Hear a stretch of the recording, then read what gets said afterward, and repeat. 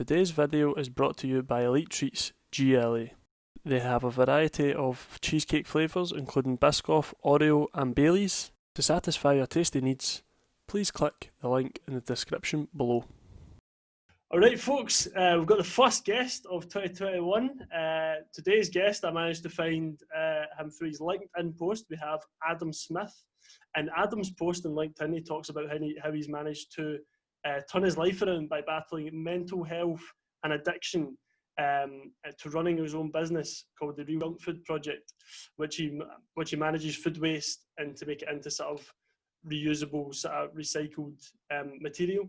First of all, Adam, how's yourself? Yeah, very good, thank you. Good stuff. You been up to much lately? Yes, obviously dealing with the consequences of COVID, given the fact that we're a frontline organisation dealing with surplus food and the consequence of that. Obviously hospitality and schools closing has a massive impact on what we do on a daily basis. And we also decided over the Christmas period to deliver a free hamper of food to anybody that registered within the West Yorkshire region, which reached about 13,000 applications. So we delivered those for free to people's houses using volunteers and nothing but surplus food. So I'm kind of just winding down just after Christmas, as I've just bought a new house and I live moving on Boxing Day. So yeah, I've been absolutely mentally busy. So I'm just in the process of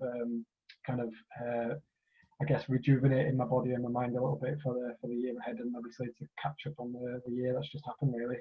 Good stuff, aye. So a bit of a wind down in January sort of thing, yeah.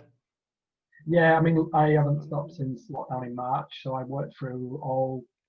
It's not 3 lockdowns because I think the second lockdown in England was kind of a semi-lockdown, whereas this one feels like a proper one again. So we've probably had like 2.5 lockdowns.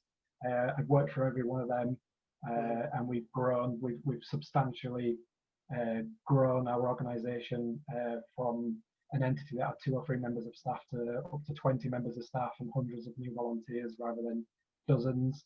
And the scale and nature of what we do has grown as well. So, and that's all a consequence of COVID. So yeah, it's just having a little bit of a quiet January, hopefully, to the point where it's just nice and stable and relaxed. Good stuff, good. So Adam, always kind of like to start at the beginning with my guests. So what was life sort of like growing up? Shit. No, there's no two ways about it. I grew up I'm literally, as I was answering your call, I'm in the process of writing a book. The LinkedIn post has allowed me to connect with people to help me write a book, a story of my life.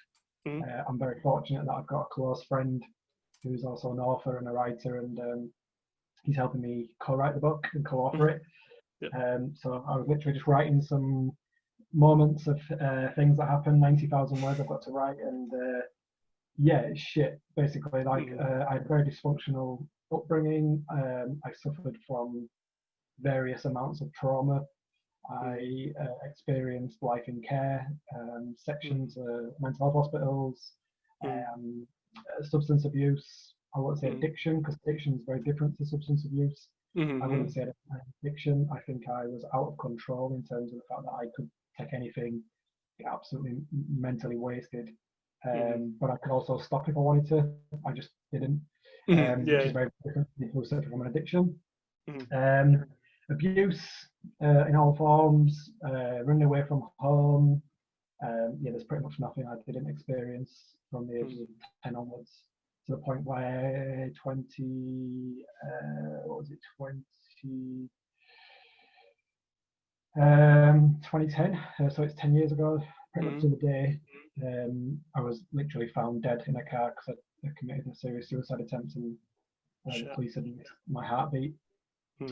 Obviously they'd not, they tried to check my pulse but not done it properly, and announced that I was dead at the scene, and it took me 3 days to come around, and obviously I wasn't. I'd had cocaine on my body, which had kept my heart beating just about, despite the fact that I'd been sucking in exhaust fumes for 10 hours or so. Jesus. To the point where my own dad didn't recognise me in the hospital when I was wheeled past him in the toilet because my skin was entirely black. So yeah, I've been to some serious depths. So it was shit. Some of it was self-inflicted, some of it was a consequence of the trauma, some of it was a consequence of my environment and the people around me. My parents were the best role models. I don't have any relationship with them anymore, but I've decided to turn that around and make the best of that as best I can. Do you think, obviously, sort of moving on from sort of the time that you were in care and stuff like that, do you think the sort of care system for looking after younger people has sort of gotten better? No, absolutely not. Not at all, no. It doesn't really matter what system you have in place. We don't deal with, we undervalue and underappreciate the point of trauma in children, because we all suffer trauma. It's very relative, it's trauma to ourselves. The way that somebody feels off the back of an incident is very relative, and just because I've been through maybe worse examples doesn't mean to say that my trauma is worse or less than anybody else's, because it's how it makes you feel at the time. And we don't appreciate or value enough that in children. You know, a lot of people think children don't see or don't hear things, but I was a sponge and I literally soaked up everything that was around me, including the way that my parents behaved. I believe that's how you behaved as an adult, and you know, in terms of my relationships, my partners, how I dealt with women, how I engaged with people, how I disassociated with people. All that was a consequence of what it was like growing up for me. So yeah, great, we've got care systems. We've probably got better care systems in terms of facilities and resources to house young people, but we still don't deal with the trauma that these children suffer. 100%.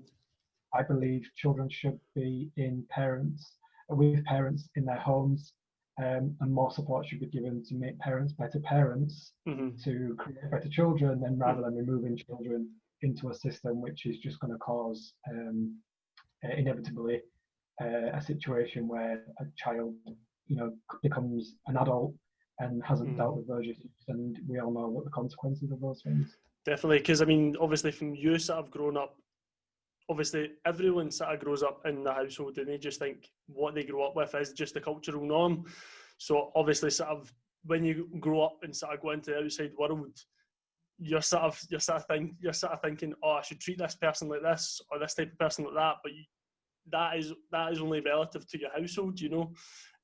So it definitely is something that role models, you know, your role models is your parents. They're the most immediate role models that you have in your life, and 100%. you know, if you've got parents that do things a certain way, then you're a carbon copy of that, whether it's right or wrong.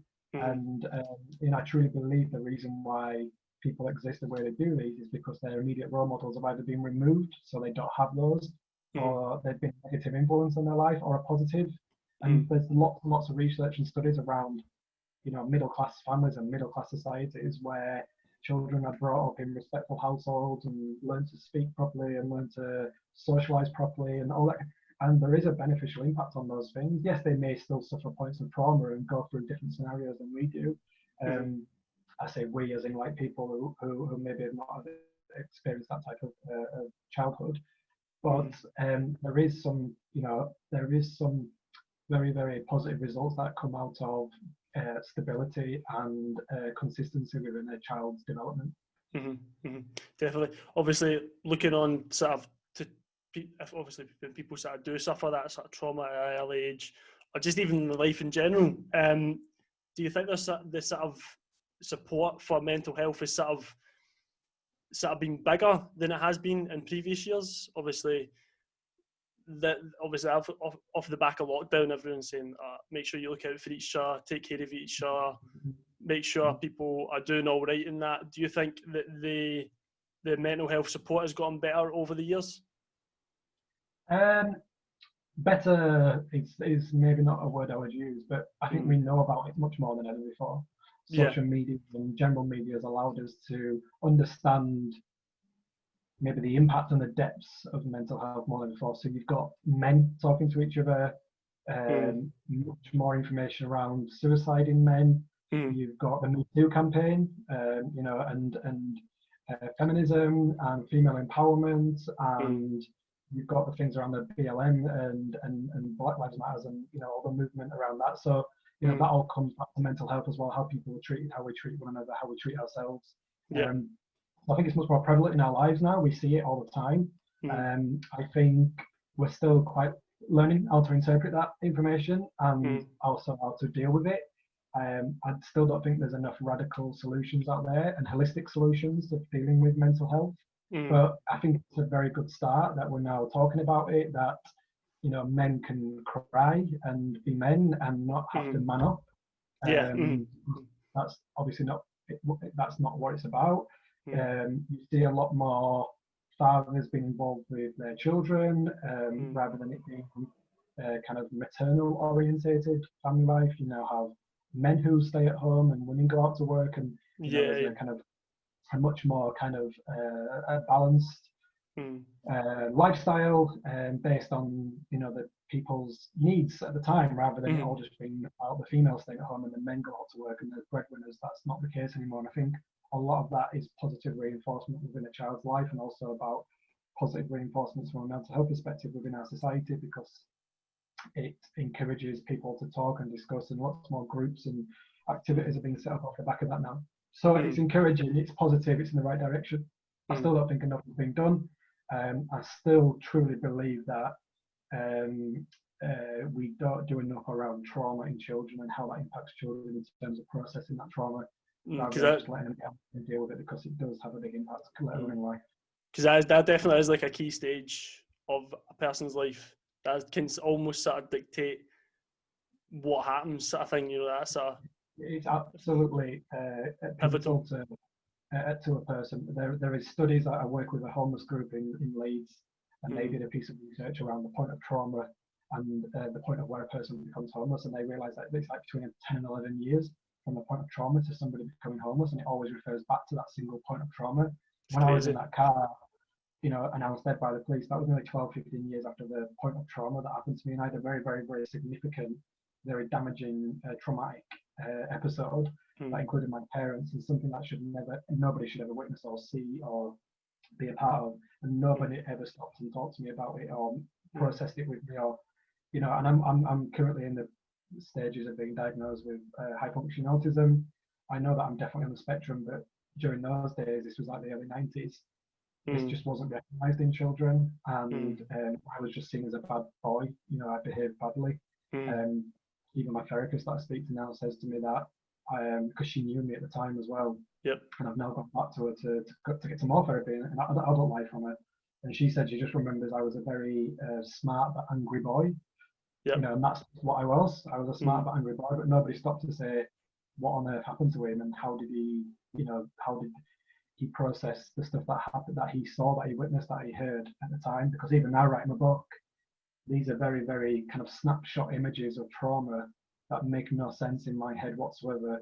Why people did what they did, why, there's lots of unanswered questions. And it royally messed me up for 10, 15 years of my life, to the point where, I ended my life, and people think it was an immediate consequence to what I was doing at the time. But it's always back to that key traumatic moment. And I believe right now there are still children suffering from serious traumatic events that we still don't intervene and process enough to prevent things like homelessness and substance abuse from happening, because I really truly believe that these things could disappear if we put a lot more effort into kind of grassroots prevention and processing with young people. Yeah, and the thing is, everyone takes it in a different way.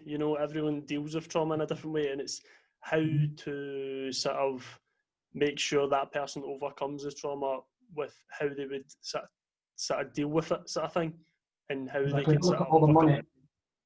But look at all the money that goes into homeless organisations and rehabilitation and drug and alcohol charities. Millions and millions and millions and multi-million-pound organisations that are dealing with the consequences of us not properly dealing with the point of trauma. So if we did put energies and efforts into those kind of things, there will be a cost involved. Yes, society will have to change slightly. Look at the impacts that it could have. We could have a much more productive society. We won't have to walk past people in the street who are homeless because they suffered childhood abuse or trauma at a very early age, and this is the consequence of that. These are the things that we don't like to see in society, but we could prevent them if we put more efforts back into these kind of grassroots structures. Definitely. Obviously, with your point of trauma and your sort of mental well-being, did you sort of resort to sort of self-harm and sort of substance abuse? Do you think that was sort of a product to deal with the sort of trauma that you sort of faced at an early age? Well, I didn't deal with the trauma. That's the reason why those things happened. I wasn't dealing with it, and I was a very adventurous child. I was exposed to an adult life at a very early age, and these things were all kind of new and exciting things to me. So, from sexual experiences to substance abuse to running away from home to being institutionalized into various establishments, these were all just like adventures to me. And but now looking back on it, I have a 7-year-old boy now. He's 3 years away from being the age I was when things like that happened to me. He hasn't got an absolute clue about the things that I was going through. Not necessarily in my experience, but the type of things that I was exposed to. My son wouldn't even understand what these things were if I mentioned these kind of things to him, and yet it just seemed like the norm that it was okay for me to go through these things. So yeah, it was a very I don't know how to describe, because it wasn't me dealing with it. It was that nobody had intervened to help me process that trauma. I had no limits and no boundaries. I would, my friends would go out for a drink. I would down a bottle of whiskey and end up in a ditch 2 days later. I was always the guy that took it too far, or could never stop. And it was kind of funny, and my friends found it funny. And when I got into like early adulthood, it was even funnier because we could get on a plane, or we could get on a train, or we could go to another city, or we could get battered for a couple of days, and I could just walk out of work and go get messed up for 3 days, and drugs got involved, and it got funny, but it was always me not dealing with trauma. Just sort of mask.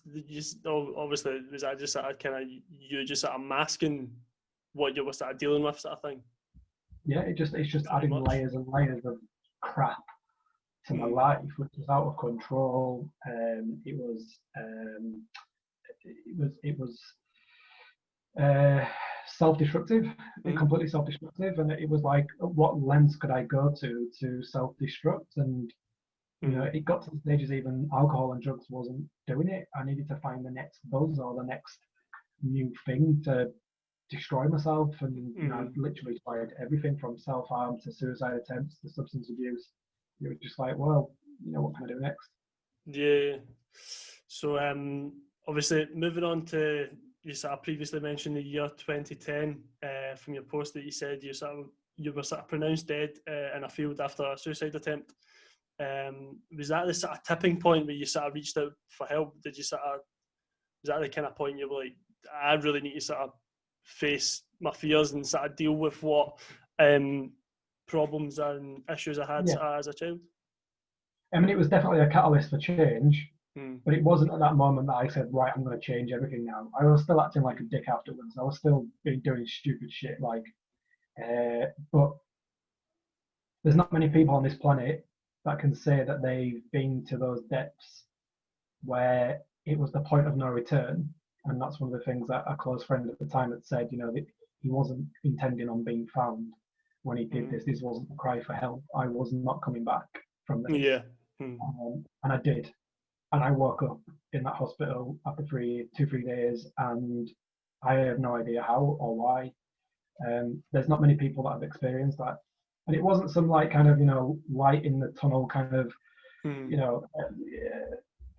religious or kind of God intervention. It wasn't anything like that. It wasn't a kind of life-changing moment. It was just, shit, I need to stop doing this. One of my friends at the time joked and said, "You're not very good at it. You might as well stop." Which was kind of funny way of dealing with it. I'm shit, so I carry on. And it just made me realise, what, and at that point I said, I'm going to start making changes. But I mean, it still took, to this day, I'm now like 10 years down the line. I am now mentally and physically and professionally in the best place in my life that I've ever been. It's taken that long, and there's lots and lots of mistakes that I've made along the way. I didn't all of a sudden just became this super amazing person. That I still carried on drinking. I still took some drugs. I was no longer out of control when I did those things, and I've had a few moments. But I've got to the stages now where I don't take a stance on sobriety. I can have a glass of wine, but I can also stop. I know the point of where it gets too much, and I can stop, or I can choose to, or I can choose not to. It's no longer in control of me. It doesn't affect me. It doesn't awaken any demons inside of me and make me react a certain way anymore like it used to do. I've worked a lot on processing, on trauma therapy, on being the best version of myself, being a better father, being a better CEO. And I think, a lot of people maybe don't value trauma therapy and talking about it enough and think, oh, it's just some wishy-washy attempt. But it works for some people, it don't work for us. It definitely worked for me. I went back to somebody I trusted who had been a therapist of mine, a couple of decades earlier, and reintroduced myself and said I was that smart angry kid. Do you remember me? And and these are the things that I need to work on. But I chose to do it with somebody that I knew a little bit about of what I'd been through, or understood where I'd come from, and just made really conscious efforts to go, how do I stop making these mistakes? How do I stop messing up? How do I stop hurting people? How do I stop hurting myself? And gradually, working on myself from a mental perspective, I think it's incredibly crucial to work on yourself mentally, because if you have the position, I decided to just lift my chin up and just not walk around with my chin down, and always consciously remember that my chin is up.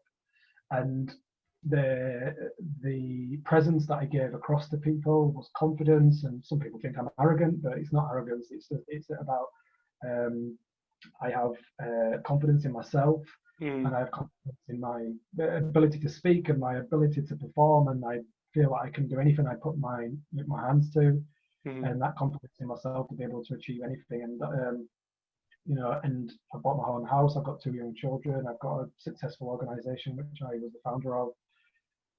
These are all things that I decided to put my energies into to get positive outcomes, rather than constantly trying to self-destruct and eventually get negative outcomes, which I had. But it takes some real conscious efforts to do that.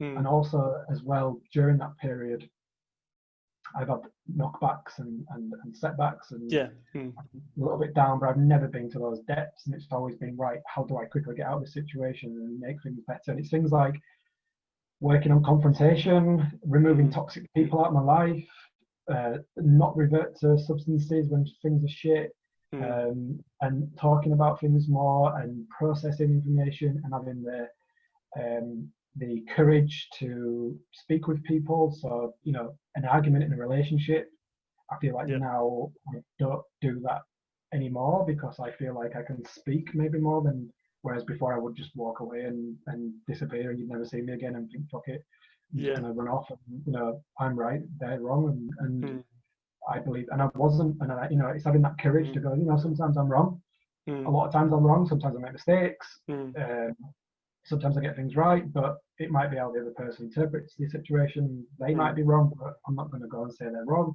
I'm going to go and try and make things right. It takes a lot. It takes a lot to get to that stage, to become that person. It's a long, long, long journey. But it's initially, when I woke up out of that bed, I said, I'm going to go on that path. And this is obviously where it's led me. And I believe that it takes a person to experience that, to survive it, to then make that conscious decision that saying, no matter what, I will never do that there ever again. And that's exactly what I chose to do. Yeah, definitely touching base on a few points you sort of mentioned there. Obviously, you were talking about confrontation. I know a lot of people that would just rather just sit and say nothing and not confront someone about something. And I don't get me wrong, I've probably been there in the past. I know a few people have been there in the past where they've been posed with a situation where someone's maybe said something that is maybe untoward or different than their opinion or your opinion or everyone else in the situation's opinion, and they don't confront them. And it's not till afterwards you sit there and you think to yourself, you shouldn't have really said that. And then maybe the few other people that were with you in the situation said, no, yeah, I totally agree with you. It's been brave. It's been brave. And it's like, like I said, removing toxic people from your life. I had to let go of good friends and family members, even though maybe socially it may not have been perceived as right. I knew it was the right thing to do, and I benefited from that. I've lost friends that I've known for 20, 30 years who I grew up with. I no longer have relationships with them because those relationships were toxic, and they took me down a certain path, and not in my life anymore, and it doesn't affect me. But it takes some serious courage to do those type of things, and I think that's the thing, especially peer pressure growing up, primary school, high school, university, college. You're around certain people, you follow their certain. I mean, I think it was the Arctic Monkeys that wrote a song about it that said, "My friends might act like a dickhead, but I still kind of love them anyway," kind of thing. Yeah. And I was that person, you know, I was just that person that did the stupid stuff and everybody kind of liked me, but it was just seen as, it was like, it was wrong. It was, what I did was wrong. I hurt people, I did dumb shit, I was stupid, you know, I'm not saying that you can't go out and have a good time with your friends and get drunk and have a laugh and, you know, get into rowdy kind of situations, but what I said and what I did was wrong. And, you know, people just laughed at it and encouraged it and knew that that's the kind of person I was. So I was invited to certain things that they knew that this would antagonize me to be able to, you know, become the person that they believed that I was. Yeah. And I had to remove that out of life, including family members. You know, you grow up with siblings and parents, and when you get, I was always the black sheep of the family. I had to realize when I grew older that I was just not like them. You know, I grew up in the same environments as them, but I was never that person. And you know, to remove yourself from that and to not have that support anymore is brave. But I realize, and I know I now that I benefit from doing that. And I mean, I'm not what some people have very functional families and have good relationships with their siblings and their families and their parents. But I know a lot of people that don't, but they will spend their entire lives suffering because, oh, you know, it's my mom or it's my dad or it's my sister or my brother. Yeah. But sometimes you need to take the courage to not necessarily remove them from your life, but remove that toxic relationship out of your current situation, because otherwise it's just going to affect you. Yeah. And I'm sure everybody has an example of it. You know, and I remember, you know, just like on what you said then about situations that you should say something in certain moments, and I probably was always the person that said it, despite my peers not. So if somebody would say something, I'd instantly say no, or you know, yes, or whatever it was, and nobody else would, and then I'd have to defend on my own. I was like, hang on a minute, why do I have these? Where are they? They've not got my back at this point in the.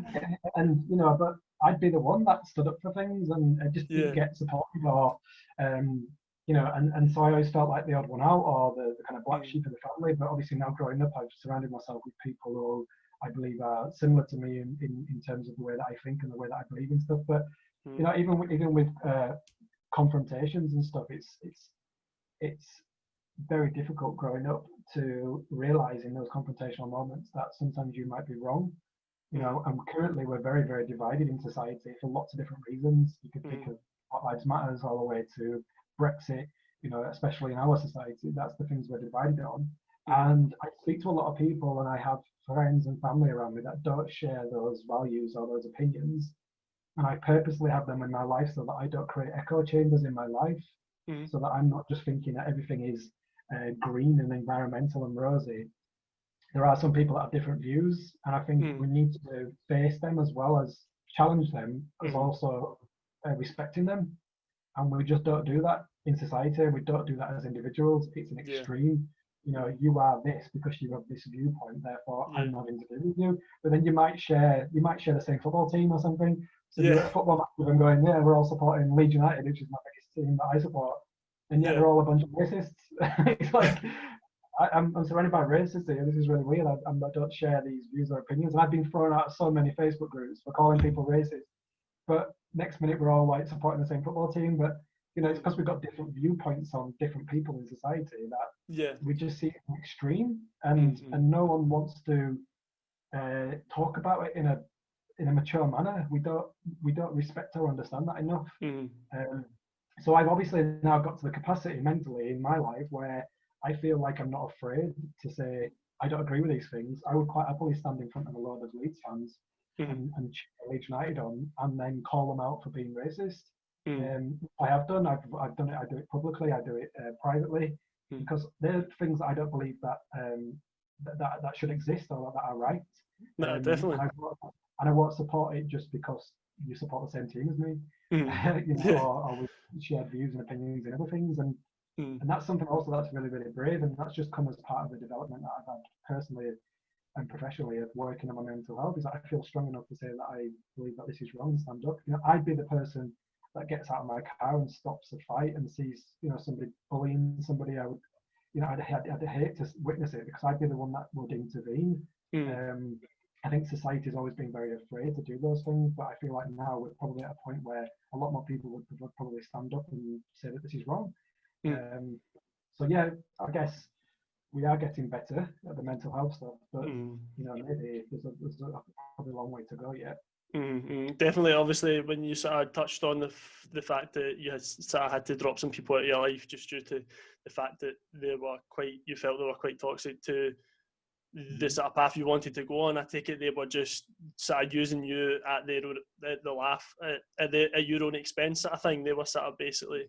They still do. Like one of my family members despises everything I do and disagrees with the project that I've got and doesn't support or appreciate the work that I do, and it still holds things against me from things that happened 15, 20, 25 years ago. That person will probably always be toxic towards me, and I've had to ask for that person to no longer be in my life. I messaged them and said, you need to stop contacting me because this is something that you need to deal with.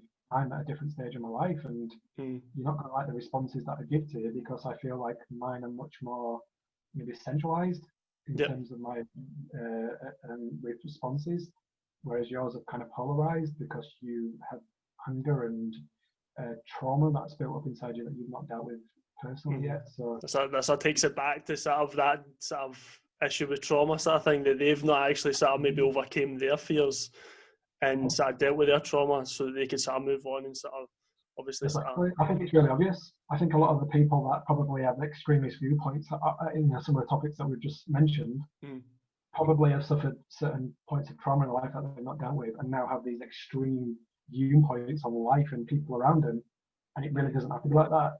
People are not out to hurt us generally. I do believe there's bad people in society, but I don't believe you can. I think if I've travelled the world. I've been to Australia and I've worked in other places around the world. I've been to Asia and around Europe, and people are generally good human beings generally. But there's some bad people and there's some bad eggs, and you go on social media and it's just polarized extreme viewpoints. So much. It's not like that. The world isn't like that.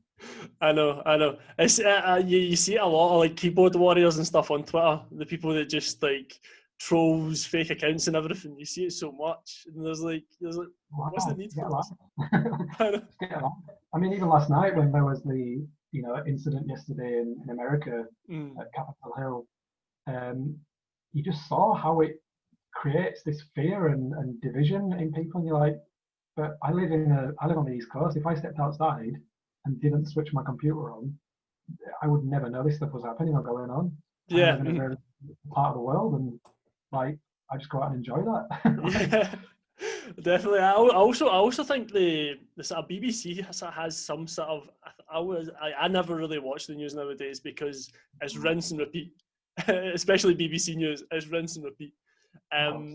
But I just think like if I didn't turn on that telly, I wouldn't know what's going on about coronavirus. Like you just like it's just. It's strange, isn't it? I mean, without sounding like some kind of conspiracy theorist, I know it exists. I know people who have had family members that have died from coronavirus. I completely get it. But I have been on the front line now since March and interacted with hundreds of people. And yes, the people have got it. And yes, I know lots of my staff and volunteers who have got children who have had it, or they've got family members who have got it. I get it. It exists. It definitely exists. I am not denying COVID exists whatsoever. But the way that we've dealt with it, I struggle with. I really struggle with. And I struggle with the contradictions. That's what I struggle with. I come from hospitality. My friends and family members have restaurants and cafes, and I know lots and lots of people that work in hospitality. And they have suffered massively, despite the fact that they put millions of pounds of resources in place to be as safe as possible. And yet you go out to a supermarket and there's people like climbing over each other. It's like, why can we not safely sit in a restaurant and eat together, and yet you can open schools and transmit infection between all these brilliant sources of transmitters, which are children, because they just snot over each other, and you can let people walk around in supermarkets touching trolleys and shelves and food, and yet we can't eat in a restaurant, or we can't certain things that we've not been allowed to do. We can't hug our relatives. We can't go see our family members. it's the contradictions that I find really, really, really difficult with it. So I believe, I think we should have come out of lockdown 1. I think we should have stayed in it a bit longer. We should have paused everything, including rents and rates and mortgages and income, a little bit more further support, so that the people out of pocket. Travel as well, like see even flights coming into the UK, they were still going on. England didn't even stop people. English airports were just letting anybody come through. It's only now that I've seen an article in the last couple of days about putting restrictions in place and about how people interact in this country when they arrive. It's like, but I don't know, have we not had this for the last 9 months? Like, why didn't it put things in place? And so it's mental, and it's just like, well, what part of it is actually to do with the virus and what part of it is actually doing money? And I think those two things have become incredibly convoluted, and it caused confusion. And you can see it online. You can see people eating out, or or doing certain things, and then or arriving at school gates and all congregating together, or on a beach together, or going to a Liverpool game together, and then people are not allowed to go next door and hug their family members, and it's like, that's what I think it's called, anger. And then that's what's caused people to just go stuff it, which is why lockdown 2.5, which wasn't really a lockdown, in November, sorry, 1.5 wasn't it? It was a half a lockdown. Yeah. People just didn't care. It was in lockdown. I was like, where's the lockdown? Because it seems like everybody's free for all. Obviously, this one now seems to be a lockdown. I've had a lot of people saying like they've stopped completely, which is good. But this was not dealt with properly. We should not have come out of lockdown 1. We should have waited a little bit longer, let it kind of pass us to the point where we could have come out either with a vaccine or with less infection rates, rather than going for that stupid, what was it, eat out to help out in August. Come on, I've worked in hospitality for years. You do not need help in summertime for people to come and eat with you. You definitely didn't need that. The hospitality would have been fine. We didn't need encouraging people to go out and eat. I mean, as soon as the pubs open, I promise you the pubs are going to be full again. I promise you, they don't need help. They don't need help. People are going to go to the pubs. I promise you that's what's going to happen. So it's absolutely stupid to put that in place, to encourage people all to go out, mingle together, eat together, to get 50% off. And then look what happened. Obviously, that we knew what was going to happen. It was inevitable. So maybe if we didn't have an economy, or we didn't strive to save an economy, which doesn't really seem to be flourishing right now, doesn't seem to have benefited from anything decision we've made, then we've just left it a bit longer, then we won't be in this situation. But that's why I struggle with it massively, is because it's just been handled poorly, and we've all been a consequence of it. Yeah, definitely. Just sort of touching on, obviously, you were sort of saying you sort of removed a few toxic people from your life when you started changing your life around. So, see, when you sort of started dealing with your trauma and mental health and that, was there any people you sort of gravitated towards to sort of help you sort of get to the stage you're at just now? Is there anyone that sort of helped you? I think so. Yeah, I mean, I've always been attracted to people from like a middle class background. Even growing up as a child, like I had a very close friend that was kind of middle class. He had, 2 parents and 2 grandparents, and they had a mortgage on their home, and so I've always been maybe attracted to people that were stable, which was obviously the polar opposite of what I was. So despite the fact that I was causing chaos and doing really stupid stuff and being out of control, I was always surrounded by people that wasn't. So at every point of my life, whether I was in care or in prison or in mental health homes, I always attached myself to somebody of stability, whether that's a therapist or a friend or a key worker in care. Like, there was always somebody, and maybe that's something that I lacked in my own childhood, that stability and that condition of being having that support network, I guess. So it wasn't like I sought out people intentionally or consciously. It was just subconsciously, I always had people around me that maybe just stopped me from going too far, or was always there to pick up the pieces.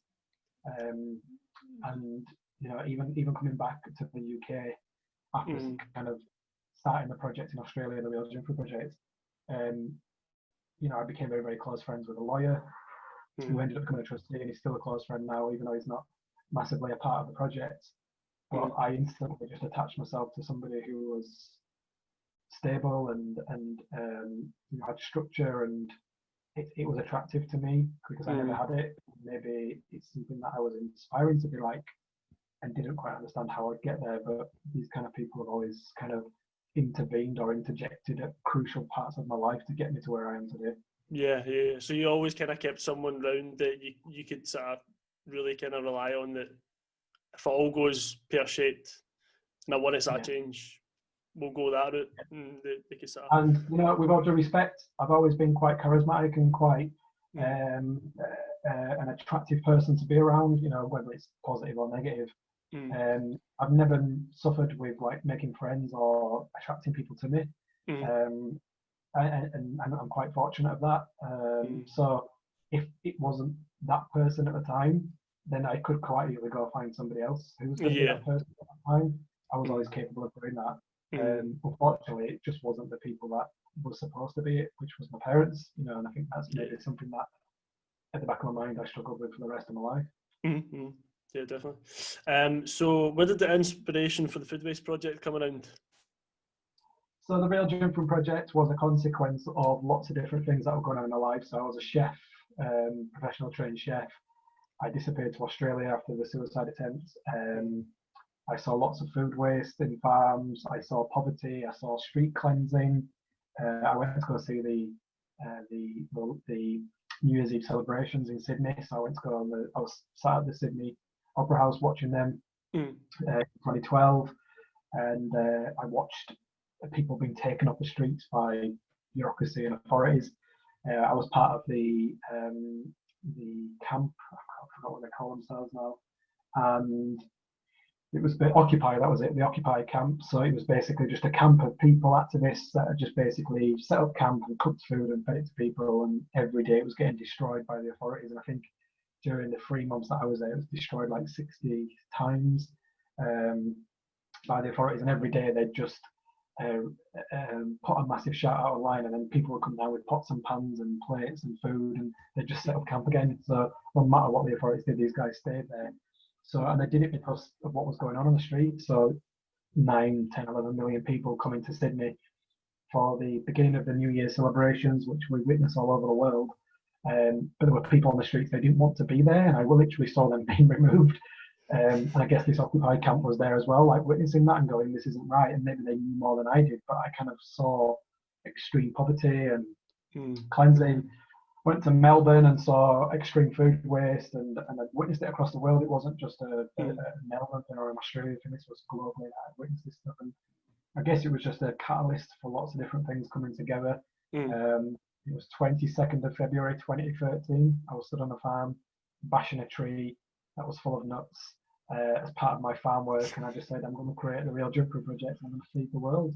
And because I'd seen food waste from a neighbouring farm being harvested and fed to the livestock of the neighbouring farmers, even though this produce was perfectly fine and edible, it had been cancelled by a supermarket, and the result was that it got fed to the livestock. And I was like, I was eating the same food as the pigs, and I was vegetarian, and this produce was amazing. And I was like, this is brilliant. I used to cook it and think this is brilliant, but it's being fed to livestock because that was the quickest way of dealing with it. And I felt, well, I've just seen poverty in extreme situations that maybe people should get this food before the pigs do, maybe.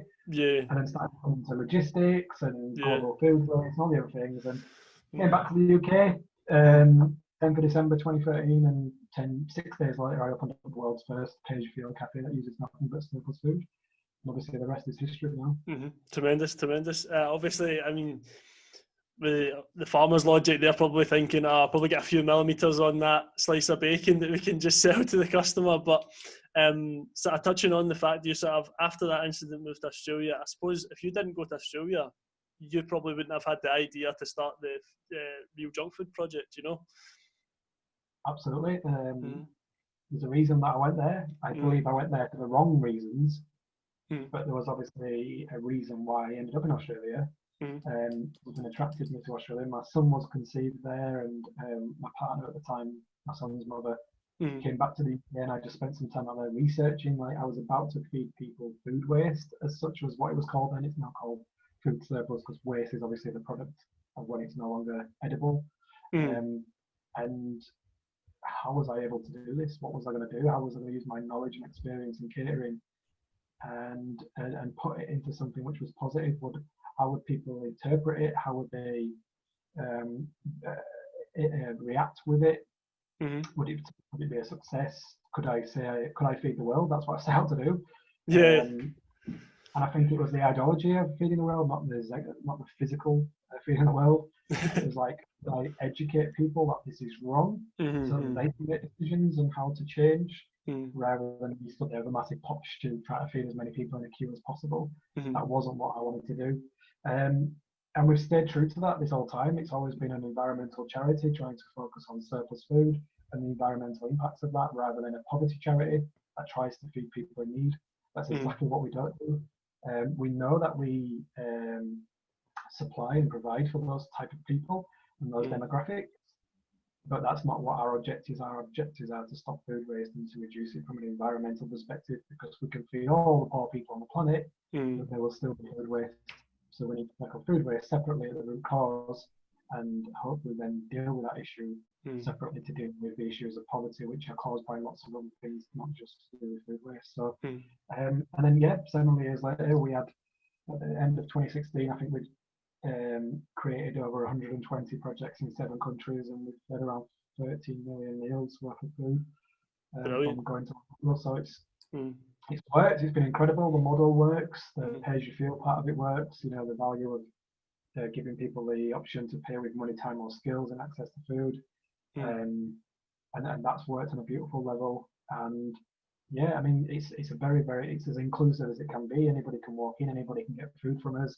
Anybody can pay whatever they like, and that can be money, time, or skills. They could walk out the door. No one's going to question them.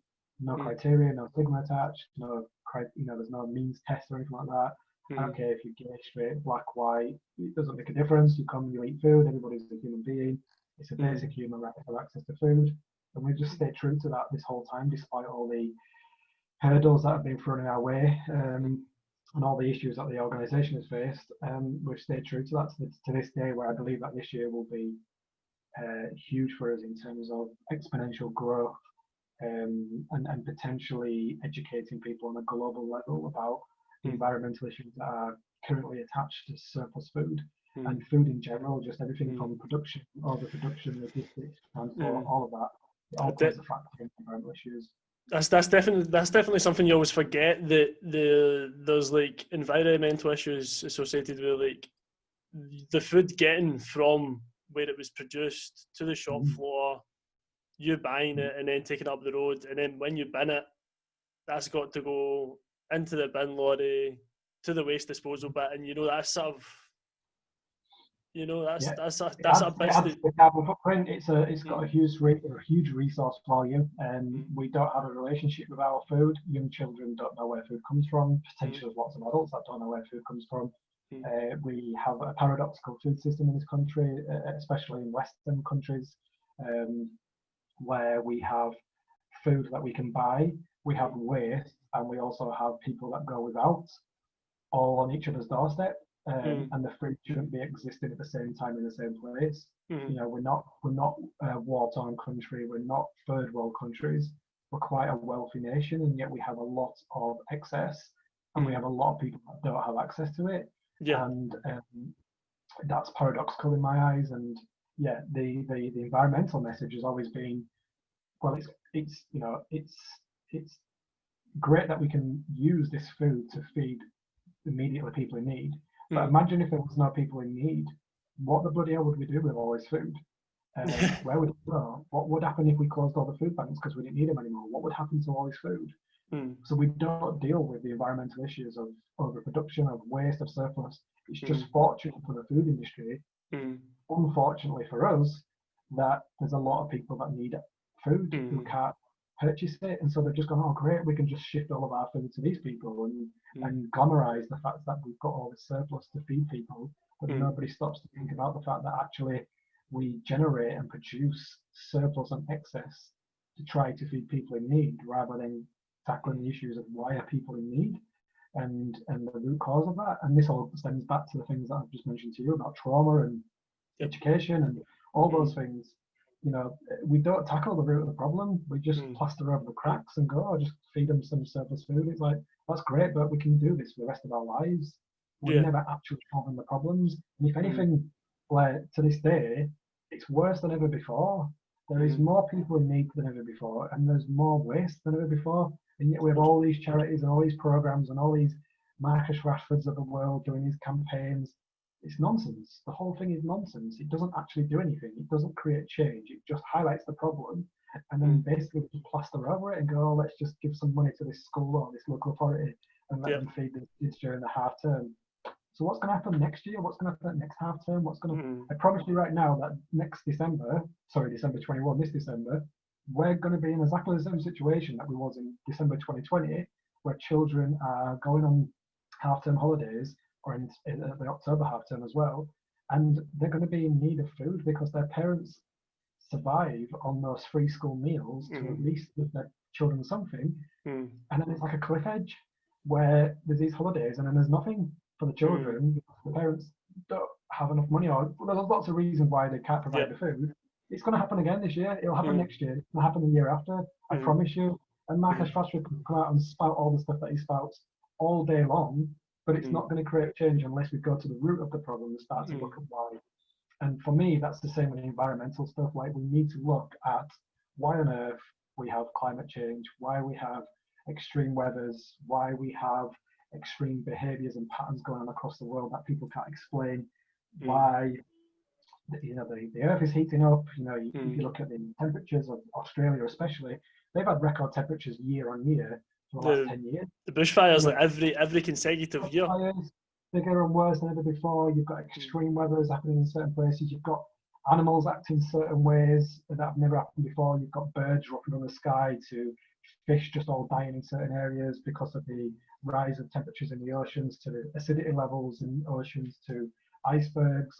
There's all sorts of things happening right now across the world, and we're going, oh, these things just happen. No, they don't. They don't just happen in our lifetime. These things happen quicker than ever before because environmentally we are destroying our planet, and unfortunately our relationship to food is having a massive impact on that. And that's all the way from production across the world to how we ship food across the world to waste and what we do with waste, because most people just plow it straight back into the land or landfill, and yet that's caused massive issues right now. Yeah. No, yeah. I mean, obviously, you sort of touch on the fact that people just sort of highlight the issue and nothing gets done with it. It's almost like similarly with people that like post a motivational quote or message on social media, and they do nothing the rest of the day. It's like they just don't back it up with being productive or anything, All these people, I think it was kindness. I mean, we use the term kindness. We've got a kindness warehouse, and we have kindness into schools and stuff, and we were using it since 2018, I think. We've got big white letters on our wall, and it's one of our mottos that we use. And I remember there was a big thing around social media around people changing their profile pictures to say the word kindness on it. And these people were then going out and being part of discussions in terms of Brexit and Black Lives Matters, and people going, what happened to kindness? Like, pretty sure you posted profile picture of kindness, and now you're spouting out against black people protesting, or what a Remainer is, and or what a Brexiteer is. Yeah, it's like, it's not really kind, is it? We I think we are a bit fickle when it comes to social media and having these. People have it on their live life and love and laugh and all that stuff, and like the worst person to be around. Like, what do things actually mean or do to us? Yeah, I mean, it's I mean, definitely. It's like, everyone obviously has their sort of own opinion. I mean, no matter what sort of kindness there is, everyone always has their sort of thing. But we're not mature enough to speak. I mean, you go abroad. I went traveling to India, and I sat around campfires with people from South Asia and Europeans, and the maturity of the conversations are very different to having conversations with people in England and Scotland and the UK. Very, very different. We are very immature as a nation when it comes to being able to speak and accept and understand about other things that go on around the world. I mean, geez, if some of those Leeds fans went to some of these other places in the world, like Indigenous Australia, and interacted with some people I interacted with, they'd be terrified. And it's just fear-mongering. It's just scaremongering of people, and they're just people. Of course there are black people that are bad. There are white people that are bad. It's not about that. It's just about the person, and we don't. I just don't think we're mature enough as a nation, especially in England and Scotland, and I mean this, and potentially even Wales and other nations in the UK, we're just as a society a little bit behind when it comes to how developed we are in terms of having mature conversations around really, really important things in our lives in comparison to maybe a lot of Europeans, especially like Scandinavian regions, where children, and in places like Japan as well, and places in China, where a lot of children at a very, very young age, they focus on their mental capacity to interact and socialize before they start applying tests and exams to them. Whereas in this country, it's all exams, test. Yeah. And then we get out into the real world, as you mentioned earlier, like, oh shit, how do I do this? Or how do I speak to people? How do I, I see 16, 17, 18-year-old kids that come to me now and they're like zombies. Yeah.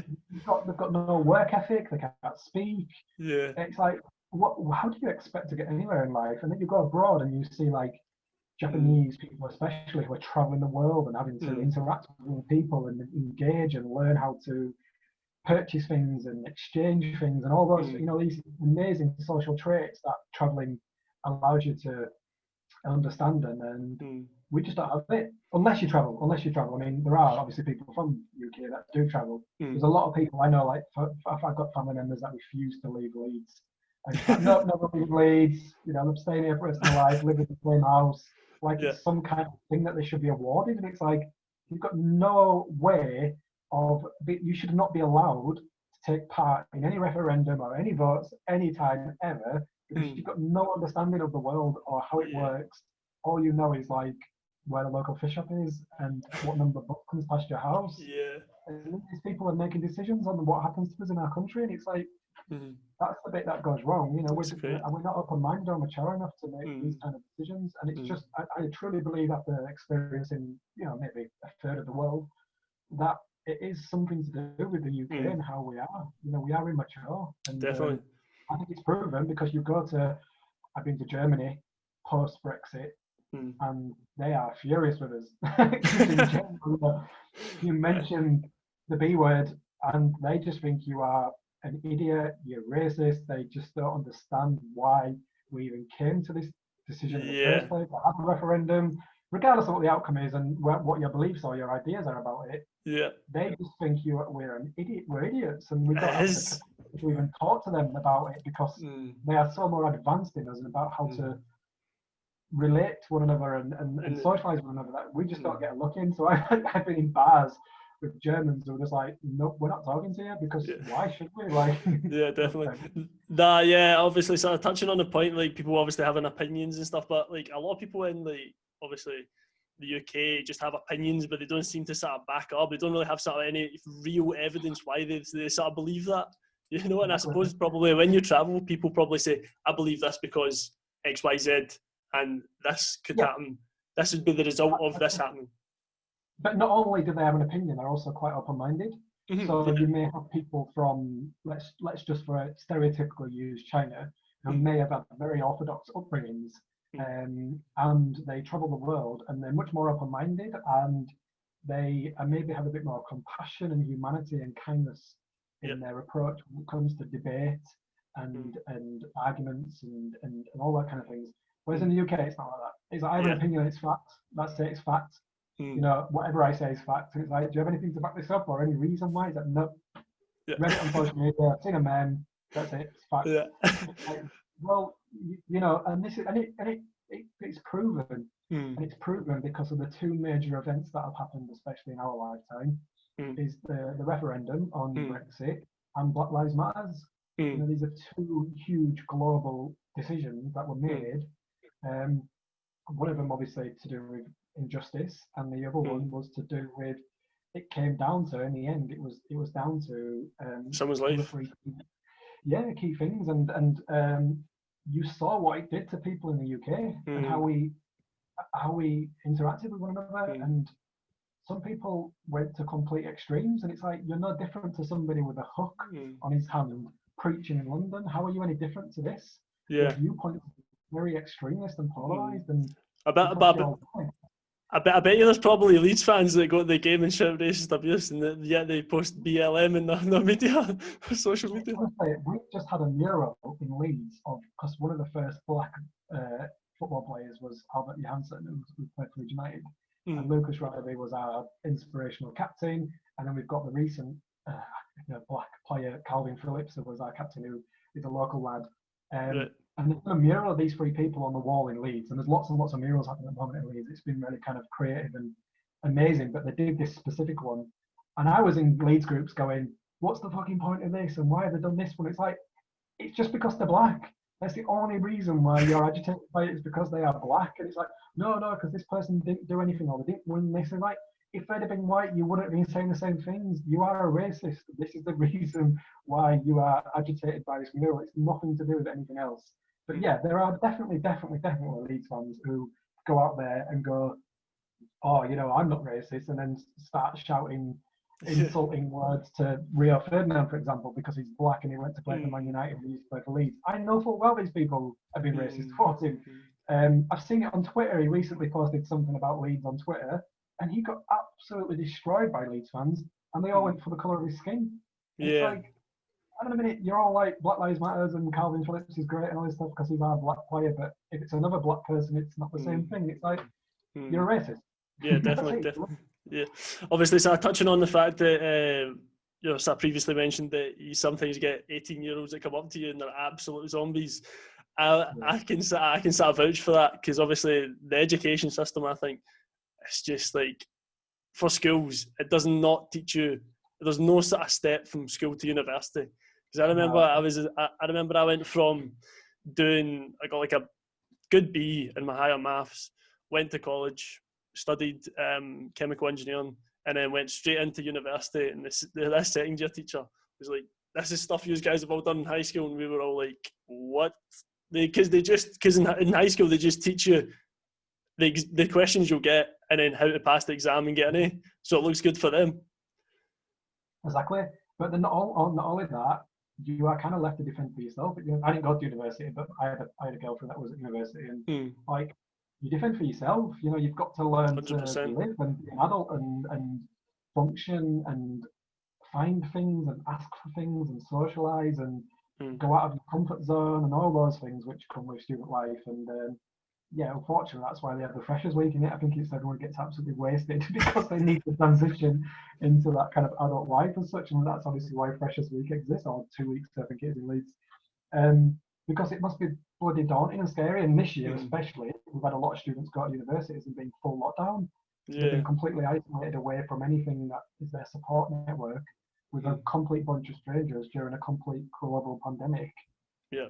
They said this is trauma. This is what we talked about earlier. This is trauma, and we don't deal with it. We just brush over it, get on with it, man up.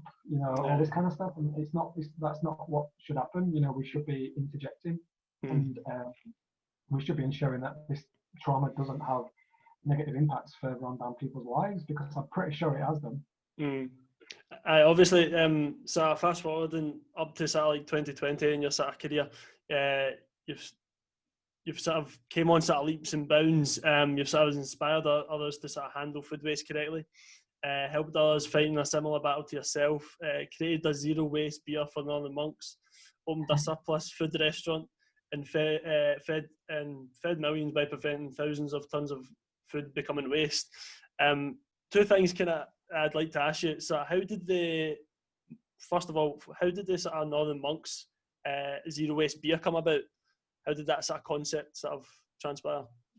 So we were kind of collaborating with lots of different organisations to do stuff with food waste, so catering events and stuff like that. And Northern Monk Brewery, they're a Leeds-based organisation, independent brewery, and they're just a bit kind of outside the box and a bit radical. And they just said, "Look, what do you want to fancy making something?" And we made a pear and brioche with champagne yeast kind of ale, and it was something like 6.8% or something on it, and it was strong stuff.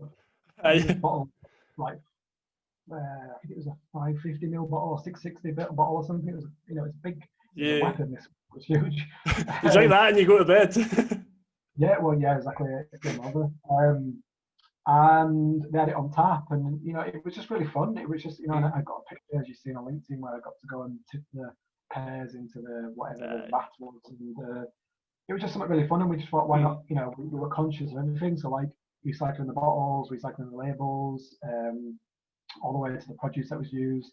And then obviously you've got your excess from the production of beer, which comes with whatever. Yeah, that's the stuff when it. So you ferment the yeast, and then you probably have the kind of guff after it's the hop. Maybe probably. Yeah. And it was about feeding them to wormeries, whatever. And good stuff. We thought of everything really, and we just thought we'll go out there and call it the world's first zero waste beer, because it may not have been, but it was about kind of catalyst for showing people that this is what can be done. It was just another thing to make out of surplus food. And yeah, we still have a relationship with Northern Monk, and hopefully we can do something in the future and do Wasted 2.0. But Wasted as well was like a really cool play on words, because from it, and it was used from surplus. So it was just fitting and very relevant to the time when we were collaborating and trying to do loads of really cool kind of, and we had lots of media attention as well. So it was like another thing that we could get media attention from. So if you type in Wasted beer now online, there's like massive beer review companies around the world and stuff that have reviewed it, and you can find all these like reviews. It was just a little silly thing to do at the time, and something really cool to do. I mean, I think before they did a collaboration with us, they did a collaboration with Megadeth. The metal band. Yeah. So they did one with them, and I think they did 2 beers with Megadeth, and Megadeth like turned up and did this like all promo stuff around it, and it was like a Megadeth beer, and it was like they were just really cool and kind of rock and roll, and it was right up my street. So and they're an amazing independent brewery, which has obviously suffered because of the COVID, and it was just some ways to support one another. So yeah, and I got close friends with Russell, who's the CEO and founder of Northern Monk, and now and again we touch base and think of ideas. And I think we try to do a themed one, so like a Halloween one using Halloween surplus, or like a banana one, or a Christmas one. Yeah. We haven't got round to it yet, but I'm pretty sure in the near future we'll do something cool again. You could definitely do like a pumpkin one for like Halloween or something, or like a mince pie one or something like that. We thought about, pumpkin is obviously the obvious one because that's the first one you went to, but we thought, what something like parking, or something like a bonfire toffee, or something that's a bit kind of quirky, but it's still associated with that time of year that isn't kind of orthodox. So we were always trying to come up with like weird and wonderful recipes and obviously that's what they do. They make wonderful and weird award-winning recipes for unique beers. I mean, the Wasted beer we did was pear, brioche, and champagne yeast. Random ingredients, but it worked and it was amazing. And good stuff. I don't know who came up with it first, the zero waste beer, with yourself or Brewdog. It was us. Definitely us. I've said James ain't having that one. I'm definitely having that one. I'll be having words of him telling him it's definitely us. I mean, they claim to be the first carbon neutral or carbon negative. Yeah. So, but I've had arguments with them about that. Superb. I mean, off topic. How on earth can you take water, turn it into alcohol, put it in cans, ship it around the world, and claim to be carbon negative or carbon neutral? Plant trees. Impossible. It is impossible. Impossible. Don't lie. Stop it. You can pause that and tell him that, because I've said it to him on his post quite a lot of times. You can plant as many trees that are not. They're not even trees that are. What's the word called? Where they are suited to their climate. So it's not trees that are suited to climate. So I don't know if they. Yeah, so they're not like trees that are naturally grown in that area. There are, I think they're like they've introduced native species. That's what I'm thinking of. Native species. I'm not too sure that they are. One of the, if you look at the PDF as well of the pitch that they've done, he posted it and I read through it all, and one of them just says "fuck CO2," and I'm like, we realise that trees need CO2 in order to grow. Like, we can't just get rid of it. It doesn't just disappear, James. So they're all very punk out of what they do. I disagree with a lot of things that they do, but they're great at what they do. So whenever you're in the Lake District and you see a batch of palm trees, you'll know why. Like, yes, exactly. Brilliant. So obviously you had the restaurant opportunity through the project. How did that sort of come about? What was it called? What was it called? Old School Junk. Yeah. That was a collaboration again with I don't know what they refer to themselves as, like a shopping mall in Leeds called The Light, and they had an empty unit, and it was the 6-week holidays, so it was all around the introduction of the holiday hunger, which I absolutely hate as a term. I don't believe there is such thing as holiday hunger. I believe if you're hungry, no matter what time of year it is, and to kind of glamorize it into a hashtag isn't actually the point of it when there's people going without, and that's what it turned into. And then I was very, very against it. But the whole point of it is that could we create a restaurant using surplus food without actually having a kitchen? So there was no functioning equipment in this kitchen. So we went completely raw food, vegan. And not only that, we used primary school children to prepare this food and then serve the public with it, and the public could pay whatever they wanted. And it sounded like absolutely bonkers, but we did it. And we won an award for doing it from Leeds City Council, and that was amazing. And the kids were brilliant. You know, kids were eating like raw cauliflower rice, because we were blending cauliflowers, making rice, adding raw salad items and fruit to it. And we made wraps and salads, and we just created smoothies and all sorts of random weird things that I don't even know how we did it. With very, very little equipment in this makeshift kitchen, which was an old restaurant. Actually, it was the unit was it was like some chain restaurant that had like old TGIs or something like that. Or yeah, exactly. It was like that kind of setup, like a really greasy, horrible chain restaurant kitchen that had failed. And it still had that slimy ceiling and crappy ventilation, which I'd covered in fat. I've worked in kitchens all my life, so I know these places inside and out. And yeah, we did it. We did it with these kids, and it was fantastic. And we had a little supermarket section at the front where we displayed the food, and people come down and do their shopping and pay what they wanted.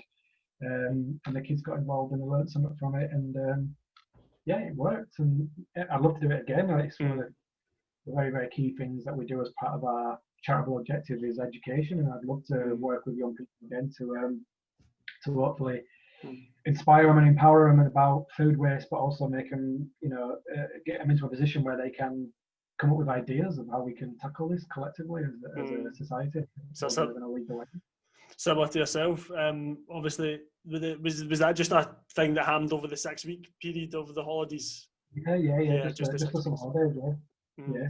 So, one sort of last thing I'd like to sort of touch upon, obviously you've got in the supermarket, you walk about, there's best before dates, there's due dates. What's your sort of concept as sort of best before date? Is there a sort of period for, say, a yogurt or something, say for your best before dates, 10th of January, is there a period in which after that you should be okay to eat it? Or? It's all nonsense. These dates are arbitrary. There is one date out there, or one title, one term that we should be very, very conscious of, and that's the use by date. Use by is there because if you consume food past its use by, there's a chance you may get sick or even die. Is that kind of milk, or is that high risk items? So it's high risk. So it's usually animal protein, products that are mixed together. Anything that poses a high risk. So raw meat, raw shellfish, dairy products, even things like coleslaw, because different parts of the dish have come from different places and mixed together. So it would have a use-by date on it because the risk is higher because you've got a smaller window. And obviously what can grow on these type of things as well. So the harmful bacteria that grows in them can cause, death. That's the end result, basically. Use by is there for a reason. It has a very, very short shelf life. You cannot redistribute or sell food past its use by. It is illegal to do so. I know this because I tried and didn't get away with it. And then there's all the arbitrary dates, which were all created to do with stock control and quality. So best before, display by, sell by, they're nonsense. But if you go to any supermarket or any food production establishment, and you purchase food from them, you will see, and everybody knows this, that the term of the date is in very, very small letters above it, and the date itself is in these big, bold black letters. And so what it's now used as a manipulative term to try to encourage people to dispose of food and then go back and buy it again, because it's the date that's printed big, regardless of the term assigned to it. So people will throw food away if it's the 7th of January today and it says it goes out of date on the 6th, despite the fact that it might be a best before.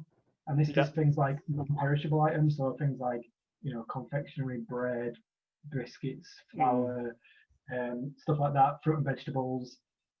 These are things that are not going to cause harm or death if you consume them past its best before, but people will still dispose of them because of the actual numbers that are assigned to it.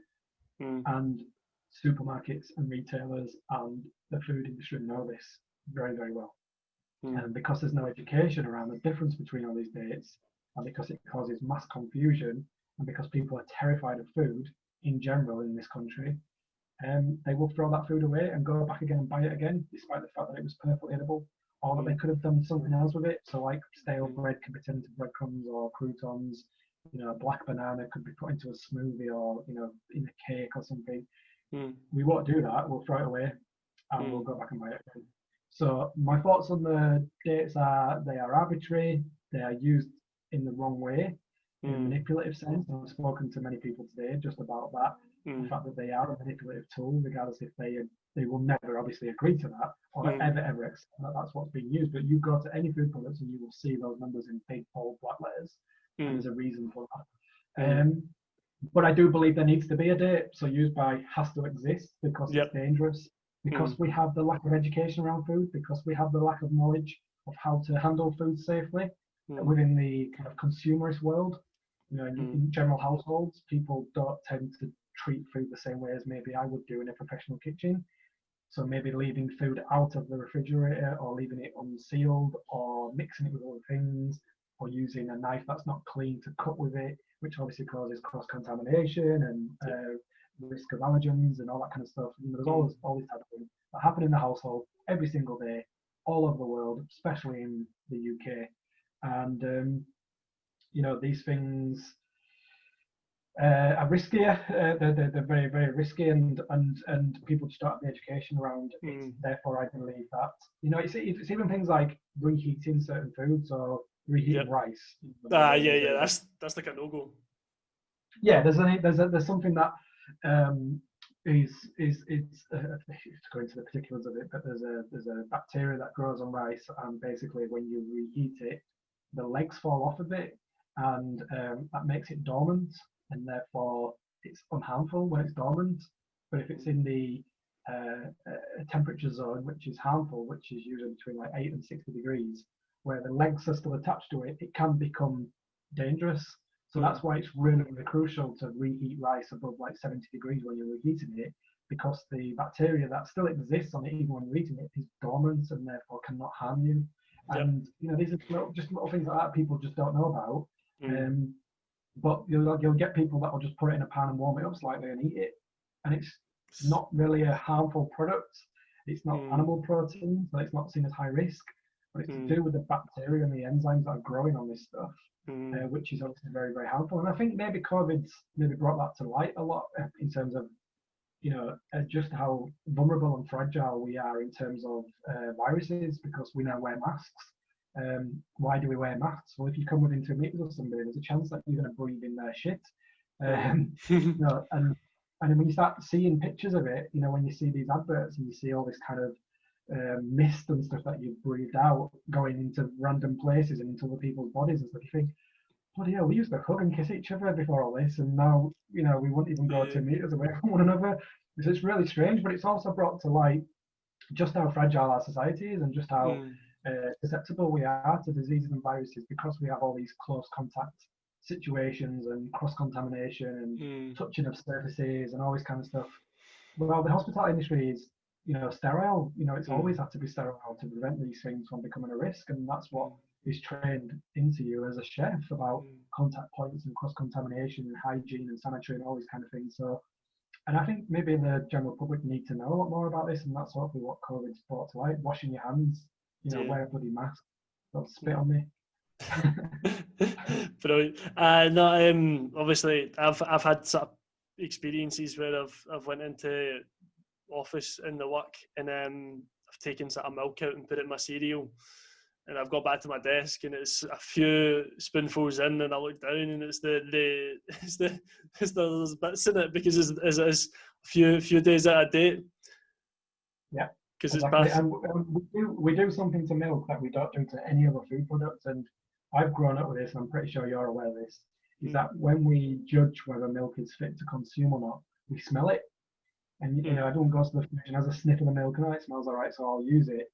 Well, why don't we use that same logic to all foods? Why do we only use our instincts when it comes to one of the most high-risk food products that you can possibly have, which is milk, that's come from a different animal, and then we put that into our bodies based on an instinctive guess of whether or not it's safe to consume, but yet we throw food away based on a bloody date that we've seen on a packet, and it's like, why don't you just use your nose or your senses then at that point as well? Yeah. So we've got these really fickle ways of dealing with food safety based on what it is that's nurtured into us, which have, smelling milk doesn't mean to say it's safe or not, because you might not have a good sense of smell. You might not capture something which is high risk. You might have coronavirus. You might have coronavirus, and you might not even be able to do it, and it could become, days out of date and turn into bloody cheese, and you're gonna drink it. Like what? It's just illogical. Our approach to food safety is very illogical in this country, and it does cause massive risk. I think COVID has kind of highlighted a lot of that risk, not just in terms of viruses, but in terms of food as well, and contamination and how we handle food properly. But there's a long way to go to educate the general public in terms of what is safe to eat or not, because we still have a lot of people from a post-war kind of era who grew up with no dates or only eating what you got and don't understand all this surplus and dates and allergens and that kind of stuff, because they just didn't have it at their time. And yet you've got children now who are growing up who only know that apples come from a plastic bag in the supermarket and don't know that they come from trees. Yeah. So there's an opportunity for us to bridge the gap when it comes to the education, but we're not far away from losing that entire generation to the point where the only people on the planet that exist are people that only know about supermarkets. That's very, very, very powerful in terms of manipulating consumers. Anyway, 2021, what are the plans for the future, Adam? Feed the world, global domination. We believe that we have a model that works and it should be everywhere. The LinkedIn post that I've done recently, a lot of people message me saying, when can we get this here? Why can't we have it here? It seems to work. It seems to do lots of beneficial things. Can we have it? So we're now working on that I joke about global domination, but I believe there needs to be better practices around the UK especially, but also around the world in terms of how we deal with food sustainably, seasonally, much more local-based kind of food organisations. I don't believe that we should be going to supermarkets and buying strawberries in December. I believe we should look forward to the times where we have strawberries in summertime.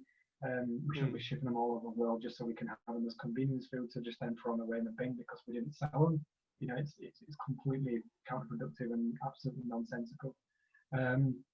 So hopefully, out of the LinkedIn post, there's more opportunities for myself personally to write a book, and potentially, there's somebody potentially talking about making a film, all the way to me having much more time at home with my family in the new house, which means that the project can run without me physically being there, which allows me to then capture opportunities like this to then promote the work of the project, to get more people to view it that I wouldn't have had the opportunity to do before. So this year is like streamlining all our operations, growth, and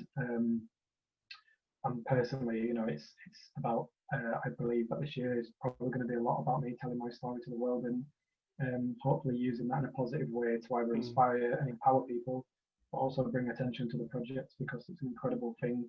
The people of the project are absolutely beautiful human beings, and they deserve all the credit they get for what they do. So maybe it's going to be that year, but who knows? We could have an asteroid hit us or something. We just don't know, do we? We end up in Mars or something like that, yeah. Yeah, Leeds might get relegated and it all just goes tits up, doesn't it? So brilliant. Well, definitely. You should obviously if he gets that domination in England, you should definitely come up to Scotland. I think this would be like a really good sort of thing, not only England based but like UK wide, and obviously, as you say, world domination worldwide. But anyway, Adam, thanks again for coming on the show. You've obviously turned your life around and now doing something environmentally positive for food waste. Have you got any sort of links to that you would want to? Yeah, the website is the obvious one, trjfb.com. Pretty much everything that we do is on that website. There's pretty much no answer that can't be questioned through there.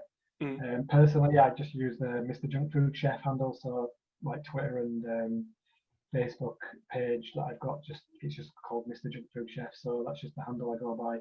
And I also do things like recipes and food techniques and pictures of the food that I create, and obviously talk a lot about the surplus food and environmental stuff, and some things around mental health as well, some of the things that we've discussed which are kind of separate to the project, but obviously a consequence or a catalyst to the project. We talk about those things as well. So yeah, a couple of those. Other than that, I think we've pretty much covered all bases, haven't we? Good stuff. If you send us across those links, I'll put them in the description below so people can start access them. No problem. I'll do that straight away for you. Okay, so the Real Junk Food Project, guys, give it a follow. Thanks again for coming on, Adam. All the best in the future. Thank you very much for the opportunity. Take care of yourself.